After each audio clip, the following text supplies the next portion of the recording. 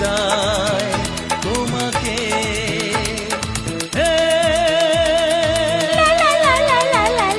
তুমি আমি দুজনে এ মনের বাঁধনে থাকবো পাশাপাশি সারাটি জীবন।